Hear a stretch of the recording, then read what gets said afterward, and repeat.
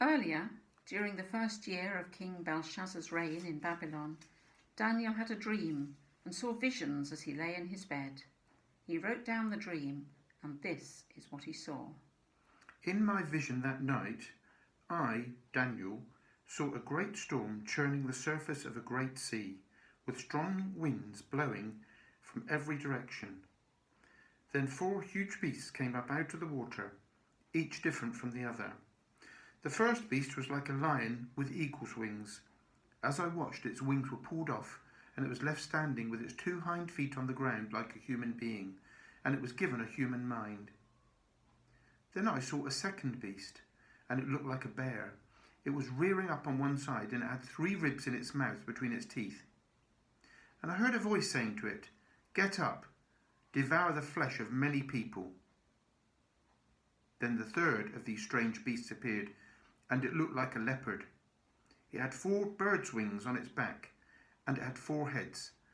Great authority was given to this beast. Then in my vision that night, I saw a 4th beast, terrifying, dreadful, and very strong. It devoured and crushed its victims with huge iron teeth, and trampled their remains beneath its feet. It was different from any of the other beasts, and it had 10 horns. As I was looking at the horns, suddenly another horn appeared among them. 3 of the first horns were torn out by the roots to make room for it. This little horn had eyes like human eyes, and a mouth that was boasting arrogantly. I watched as thrones were put in place, and the Ancient One sat down to judge. His clothing was as white as snow, his hair was like purest wool. He sat on a fiery throne with wheels of blazing fire, and a river of fire was pouring out, flowing from his presence. Millions of angels ministered to him. Many millions stood to attend him. Then the court began its session, and the books were opened. I continued to watch because I could hear the little horn's boastful speech. I kept watching until the 4th beast was killed and its body was destroyed by fire. The other 3 beasts had their authority taken from them, but they were allowed to live a while longer. As my vision continued that night, I saw someone like a son of man coming with the clouds of heaven. He approached the Ancient One and was led into his presence. He was given authority, honour, and sovereignty over all the nations of the world, so that the people of every race and nation and language would obey him. His rule is eternal, it will never end. His kingdom will never be destroyed. I, Daniel, was troubled by all I had seen, and my visions terrified me. So I approached one of those standing beside the throne and asked him what it all meant. He explained it to me like this. These 4 huge beasts represent 4 kingdoms that will arise from the earth. But in the end, the holy people of the Most High will be given the kingdom, and they will rule forever and ever. Then I wanted to know the true meaning of the 4th beast, the one so different from the others and so terrifying. It had devoured and crushed its victims with iron teeth and bronze claws, trampling their remains beneath its feet. I also asked about the 10 horns on the 4th beast's head, and the little horn that came up afterward and destroyed 3 of the other horns. This horn had seemed greater than the others, and had human eyes and a mouth that was boasting arrogantly. As I watched, this horn was waging war against God's holy people and was defeating them, until the Ancient One, the Most High, came and judged in favour of his holy people. Then the time arrived for the holy people to take over the kingdom. Then he said to me, This 4th beast is the 4th world power that will rule the earth. It will be different from all the others. It will devour the whole world, trampling and crushing everything in its path. Its 10 horns are 10 kings who will rule that empire. Then another king will arise, different from the other 10, who will subdue 3 of them. He will defy the Most High and oppress the holy people of the Most High. He will try to change their sacred festivals and laws, and they will be placed under his control for a time, times, and half a time.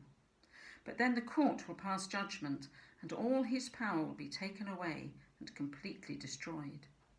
Then the sovereignty, power and greatness of all the kingdoms under heaven will be given to the holy people of the Most High. His kingdom will last forever, and all rulers will serve and obey him. That was the end of the vision. I, Daniel, was terrified by my thoughts, and my face was pale with fear. But I kept these things to myself. Thanks, Rod and Debbie, and let me encourage you to have Daniel chapter 7 open before you as we now come to look at it in detail. Well, on Friday we marked the 75th anniversary of VE Day, and we remembered again the victory that brought peace, and we gave thanks for the sacrifice that so many made to bring that peace about. One of the key breakthroughs that led to that victory was an early British code cracking machine called Ultra. During World War II, Germany had what seemed to be an unbreakable code that they used for communicating with their armed forces. It was known as Enigma, and in the early part of the war, the Allied forces simply couldn't break it. So some of the greatest British mathematical brains were brought together to work on the problem at Bletchley Park. And eventually, using the Ultra system, they were able to break the code.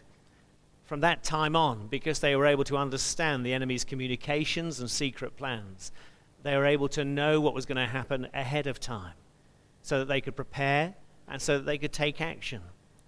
They were still in a war, and they didn't forget that, but they knew what direction events were moving in. Well, in a sense, Daniel chapter 7 works in a similar way. It enables us to see through the sometimes confusing and disturbing events of history, giving us a code that allows us to understand what is happening and what will happen in the future, and that encourages us to persevere as God's people because we know the end point that world events are moving towards.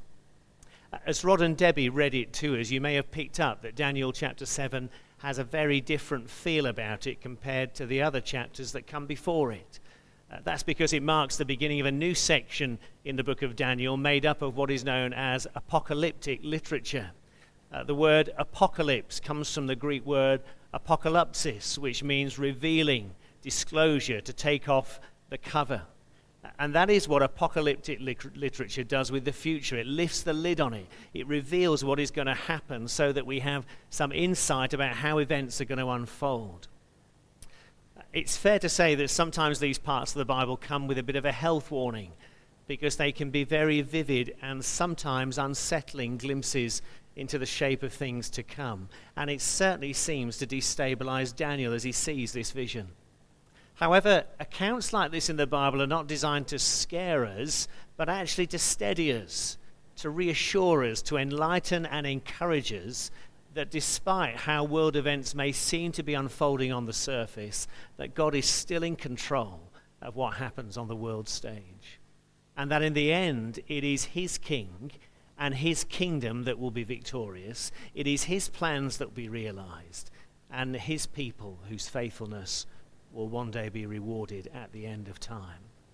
So let me encourage you to keep all those things in your mind as we come to look at this great chapter. And even if, like Daniel, you find that parts of the chapter initially destabilize you a bit and raise questions and even anxieties, do stay with the chapter to the end. Keep the YouTube recording rolling, because there is a light at the end of the tunnel.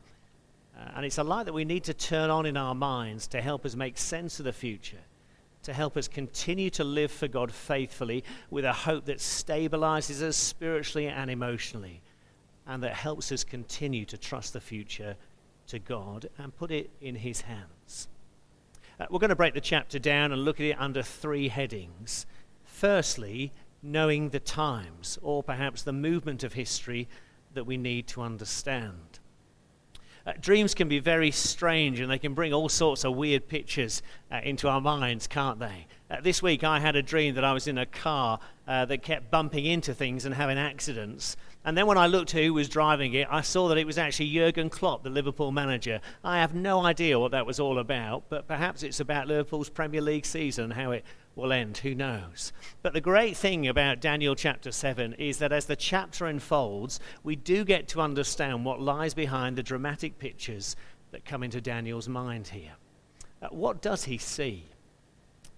Well, he has a dream of an ocean being churned up by a series of hurricanes, and then 4 great beasts come up out of the water.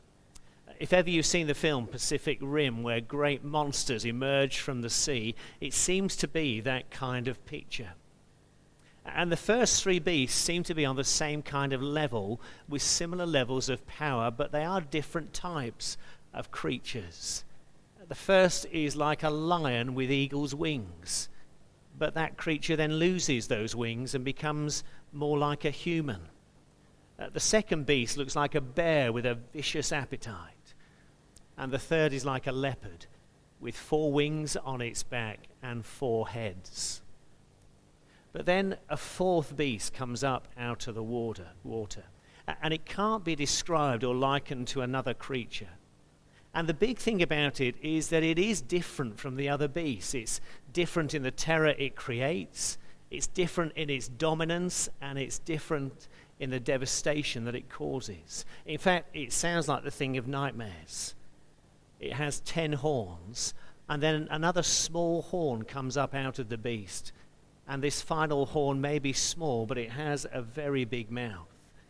If you look at verse 8, Daniel writes, "This little horn had eyes like human eyes, and a mouth that was boasting arrogantly." When you put it all together, it's all a bit weird and a bit disturbing, and understandably, Daniel is shaken by what he sees. But somehow in the vision, he is able to ask someone what it all means. And the explanation is given in verse 17, where we're told these 4 huge beasts represent 4 kingdoms that will arise from the earth. That all seems pretty straightforward, but the question, of course, then is, okay, but what do these kingdoms represent in history? Well, 2 things before we get into that. Firstly, we mustn't get lost in the details of the first 3 kingdoms because there are bigger issues to understand in this chapter. Over-focusing on these first 3 beasts is like walking down an NHS corridor, looking at the walls, but missing the fact that on one of them there's now a new Banksy painting. So let's deal with them quickly. And secondly, when it comes to understanding what these kingdoms are about, this is where I lean on guys with much bigger brains and much greater knowledge than I have. But most of these commentators say that the 3 kingdoms break down as follows. Firstly, Beast 1, the lion with eagle's wings, is thought to be the Empire of Babylon, the empire that Nebuchadnezzar ruled for so many years. And that the metamorphosis that we see that this animal goes through in verse 4, where it loses its wings and where it becomes more human, is thought to be a picture of the way that Nebuchadnezzar is humbled and transformed in Daniel chapter 4, where he's transformed from being a beast in a field eating grass to a position where he has his right human mind restored again. And then secondly, Beast 2, the bear with the set of spare ribs in its mouth and this vicious appetite. That is thought to be a picture of the Mede and Persian coalition empire that conquered Babylon at the end of chapter 5 in Daniel, that was led by Darius. And the imagery that's used in this picture perhaps points us to their very aggressive expansion strategy as an empire. And then we come to Beast 3, this leopard. The leopard is thought to be the Greek Empire. The leopard's 4 wings suggest speed, and its 4 heads are thought to be a picture of its worldwide reach and power. 4 heads indicates that it sees in all 4 directions. And in the late part of the 4th century, Alexander the Great leads Greece to become the new superpower, and he spreads the Greek civilization across the world. So that's beasts 1 to 3 covered. But then what about the 4th beast? What kingdom does this represent? Well, as we come to try and understand this, we need to take notice of the writer's big emphasis at the end of verse 7 and also in verse 19, that it is a different beast, a different kind of kingdom, that it's a beast that is more vicious and more dominant, a beast that seems to be in a league of its own. And the ruler, the little horn who comes from it, is also a different type of ruler from the ruler that has come before. He is an incredibly strong, dominant ruler. He's one who's intelligent. That's what the eyes symbolize on the horn. And he is arrogant, which sadly is what we see in so many leaders. But this guy is in a different class all by himself. There are those who think that this fourth beast represents the Roman Empire, which was the next dominant empire after the Greeks. But when you look at these verses, because of all the emphasis on it being so different to anything that has gone before, what seems more likely that it is exactly what the writer says it is. It is a kingdom that is significantly different. It's a kingdom on a different scale. It is a much bigger beast. It seems to be a true worldwide empire that makes all other empires seem minor league in comparison. It's an empire that destroys everything that stands in its way, an empire that's ruthless and that dominates the world. To use a more modern picture, it seems to be more like the empire in Star Wars, completely dominant, incredibly powerful, bringing in a new world order where all resistance is crushed. And because of that, personally, I go along with those Bible commentators who believe that this different kingdom is the last ever human kingdom. The last kingdom, the one in which human evil, cruelty, and rebellion against God reaches its peak, where, as it were, the volume of human sin and wickedness is turned up to its highest level, and the time when the world will be a very dark place indeed. And that the little horn who emerges, this boastful, arrogant leader who comes forward at that time, will be the Antichrist, the great enemy of God and of God's people, who the Bible makes clear will emerge in the last period of human history. That he is the man of lawlessness referred to later in the Bible in 2 Thessalonians, which signposts what will happen in the time leading up to the return of the Jesus. This is what it says. For that day, that is the day of Christ's return, that day will not come until there is a great rebellion against God, and the man of lawlessness is revealed, the one who brings destruction. He will exalt himself and defy everything that people call God, and every object of worship. He will even sit in the temple of God, claiming that he himself is God. And that mirrors what Daniel is told about this leader in verse 25, doesn't it? Where we read, he will defy the Most High and oppress the holy people of the Most High. So do you see, for us now with beasts 1 to 3, it is as though the vision presses the rewind button and shows us history that has already happened, but that when it then shows us beast number 4, the vision presses the fast forward button, and it takes us to a time just before the end of human history. And it also gives us a window into the world as it moves towards those last times. Why are these pictures of world events drawn in such a terrifying way? Well, the answer to that is because the one who paints the vision wants Daniel and us to get a true picture of the evil of human regimes, of the extent of their cruelty. He wants us to see that so much of human history is horrible history. History which is so full of wickedness and misery and oppression. And we only have to think of some of the evil atrocities and cruel genocides in the last century to back up the pictures that the vision paints. One writer puts it like this: Daniel's vision is telling us that history is beastly. It is scary. He wants us to hold a clear realism about the life in this world. And as we reflect on these pictures, as we're confronted again with the evil that men do, it naturally brings an ache to our hearts, as it does when we see these kinds of atrocities reported on our TV screens. It naturally brings a deep longing for relief, for an end to tyranny and terror, an end to cruelty and darkness, an end to cruel rulers. It makes us long for a better ruler, a ruler who will bring true justice and bring evil to account. And what these prophecies also reveal is the greater persecution that lies ahead in the future for God's people, which is a reality that none of us naturally wants to move towards. And as we survey the world now and we see the trend moving towards that time, as we read stories of Christians in North Korea, Somalia, Pakistan, who are persecuted so viciously today for their faith, Christians who are imprisoned, executed, whose lives and livelihoods are constantly under threat, and whose churches are sometimes burnt down, we long for it to end. We long for justice. We long for God to intervene and say, enough is enough.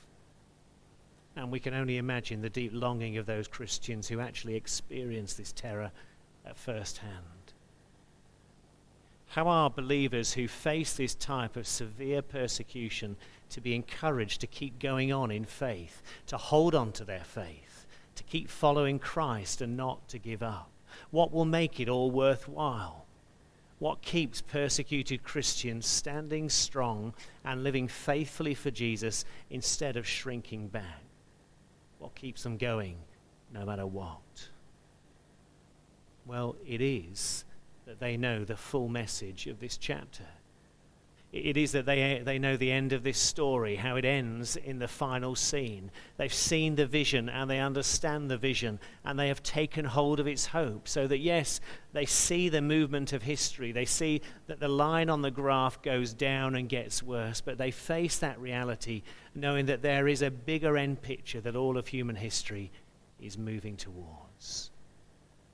They know the times and face their reality. But they also know two other realities.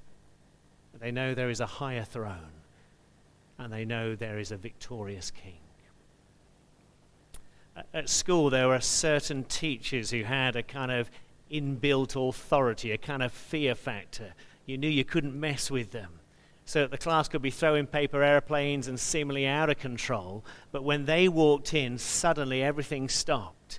And every pupil sat up and paid attention to the higher authority who just stepped into the room. Well, at an infinitely greater level, that is the kind of scenario and scene that we have in verse 9. In fact, verse 9, there it is as though the pause button of history is pressed, and suddenly there is a reality check. Time seems to be brought to a standstill, or perhaps it would be better to say that suddenly we find ourselves outside space and time as we are brought before the one who controls it. Because here, Daniel's vision suddenly transports us away from earth and takes us to a room in heaven.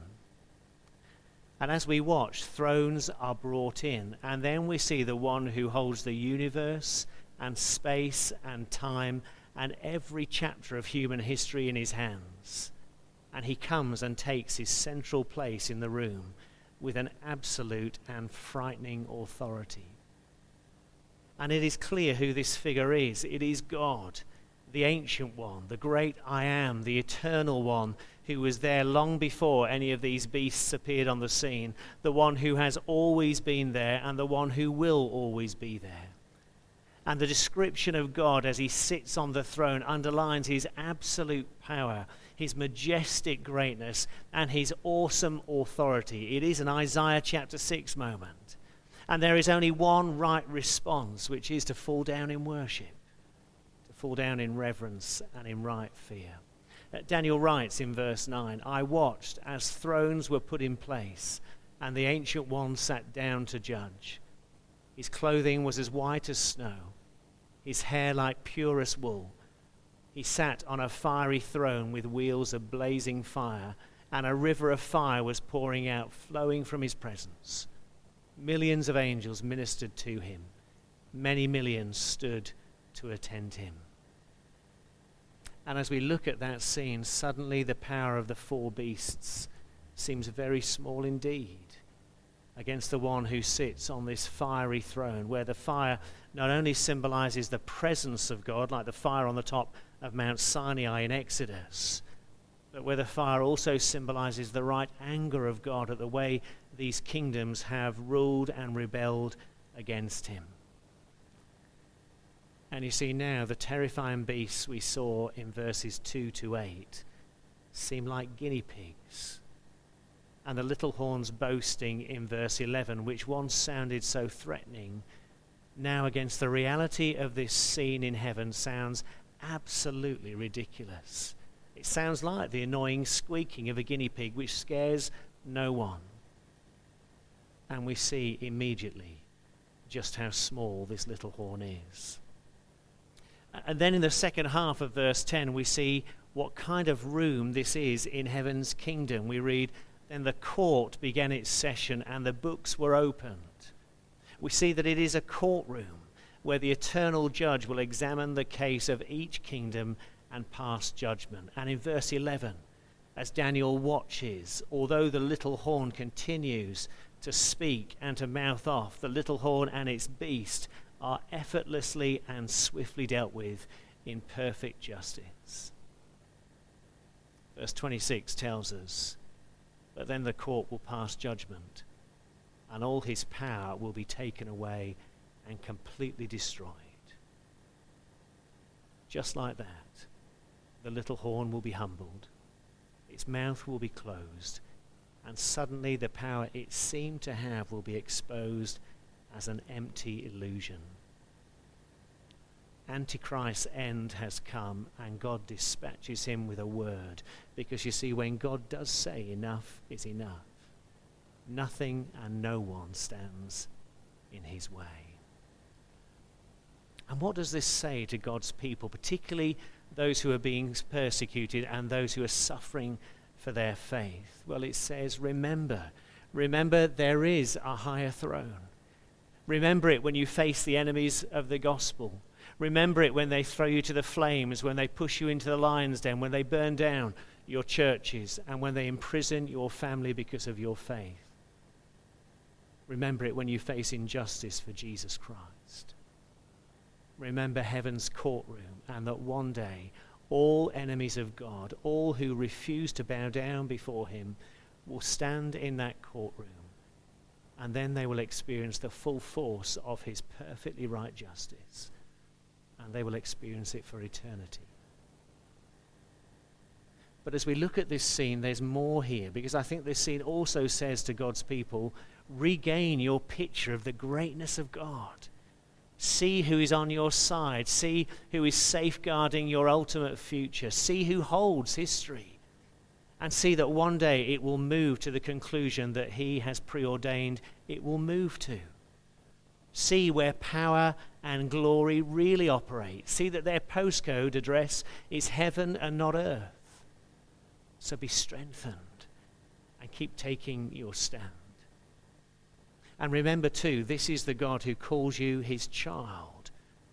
The God who has adopted you and who promises you that nothing will separate you from his love. And Psalm 118 gives us the right mindset as we face hostility and persecution as God's people. It reads, "The Lord is for me, so I will have no fear. What can mere people do to me? Yes, the Lord is for me. He will help me. I will look in triumph at those who hate me. It is better to take refuge in the Lord than to trust in people. It is better to take refuge in the Lord than to trust in princes." So firstly, know the times. Secondly, know there's a higher throne. And finally, thirdly, know that there is a victorious king.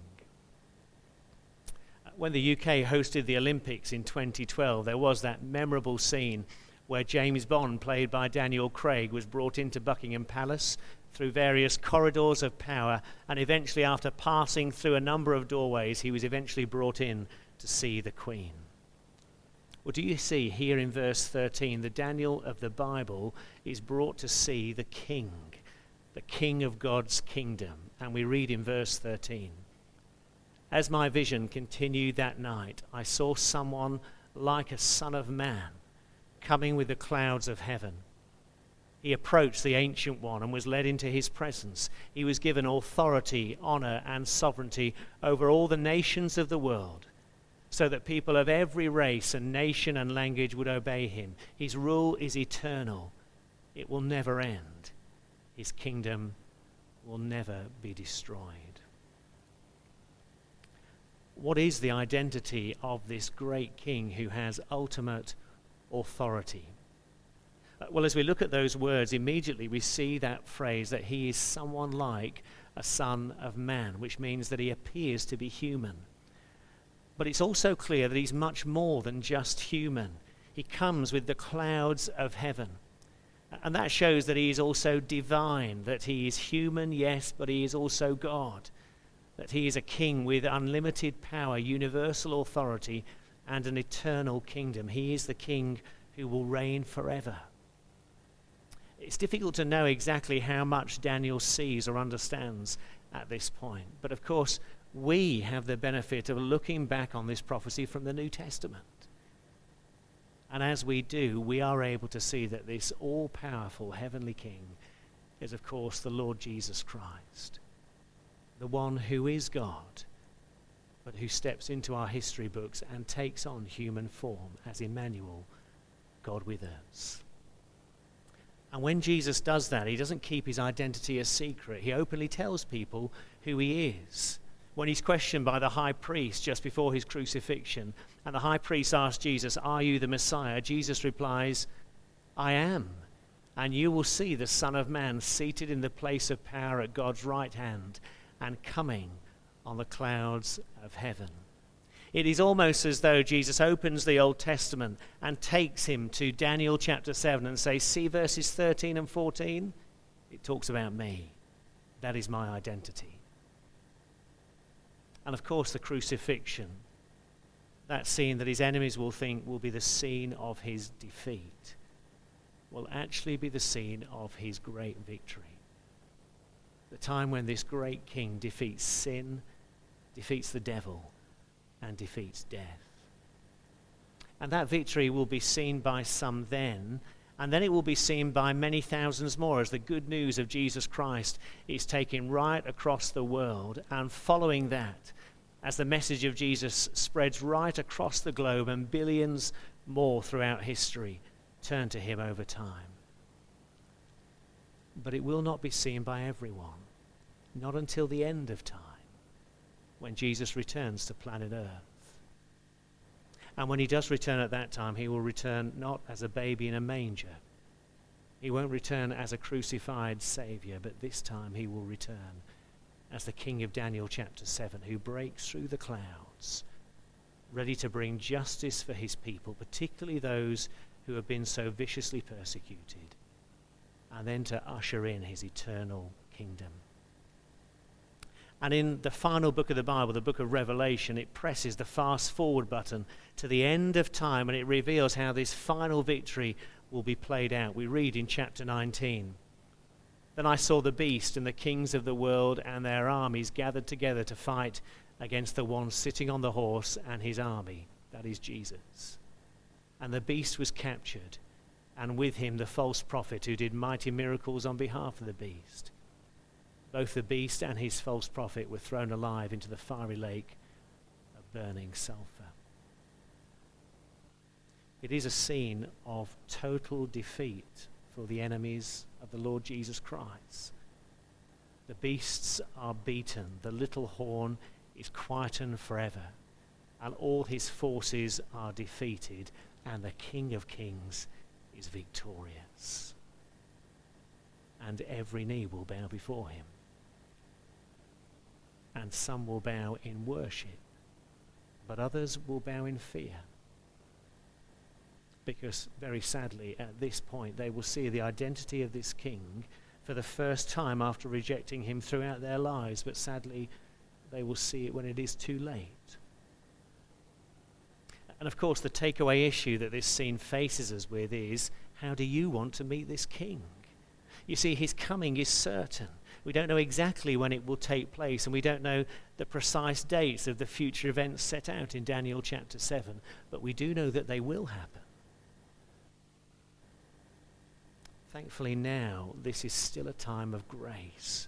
This is still a time of opportunity. Today is still a time when we can discover a way to meet this coming king in safety, security, and confidence instead of meeting him in fear.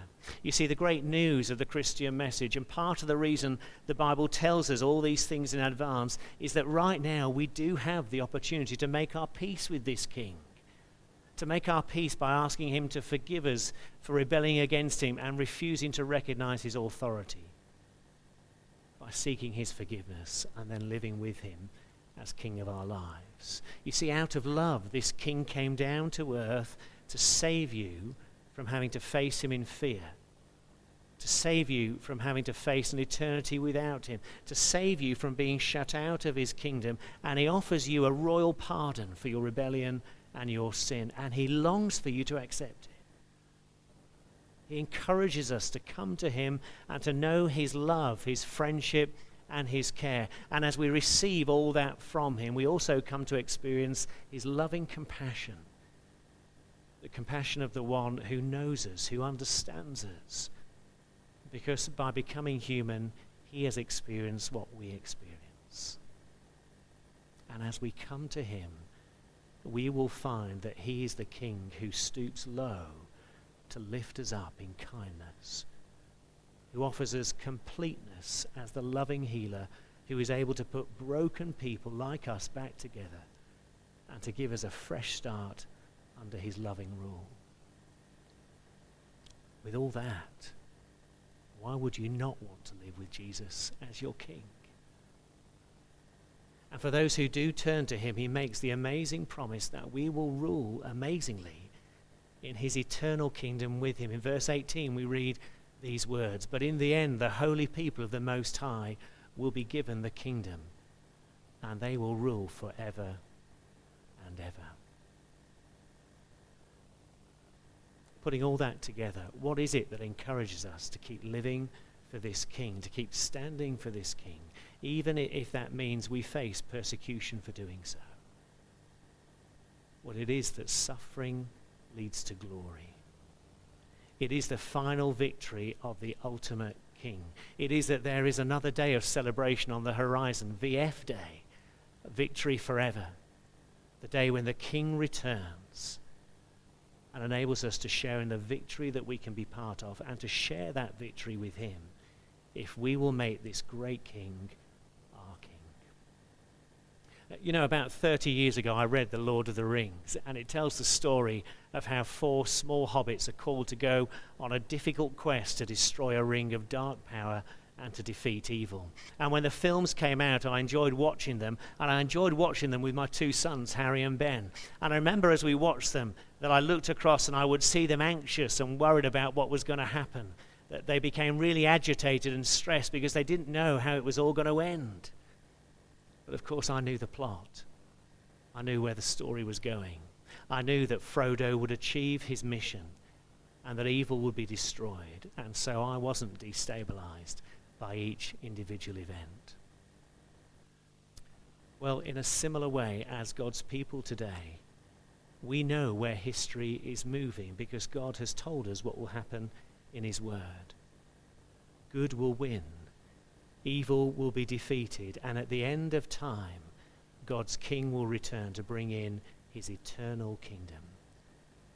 And as one writer puts it, seeing this secret behind history may not keep God's people from pain, but it should keep them from panic. Well, let's allow this vision to not only encourage us to keep going in faith, but also to remain steady and stable as we face the future.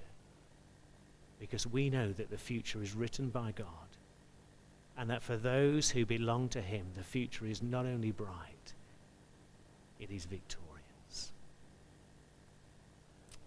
Let's take a few moments of quiet prayer individually now as we reflect on God's word for a few moments, and then I'll close in prayer before we sing our final hymn.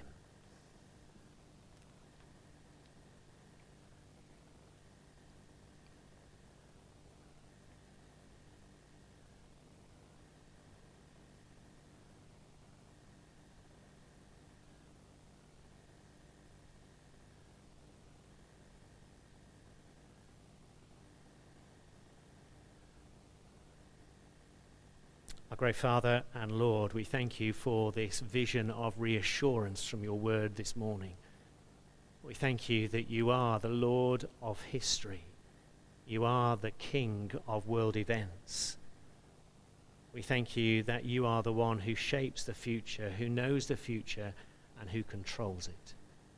And Father, our prayer is that we will put our trust in you and live faithfully for you, come what may. And we also pray that each one of us will come to know King Jesus as our King, that we will ask his forgiveness, that we will seek that right relationship with him, that we will come to know the peace that only he can give as we are brought into friendship with the King of Kings and Lord of Lords. And we ask these things in his saving name. Amen. Well, it's been great to have you with us this morning. We're now going to sing our final hymn, which picks up the themes that we've been looking at this morning, the Lion and the Lamb.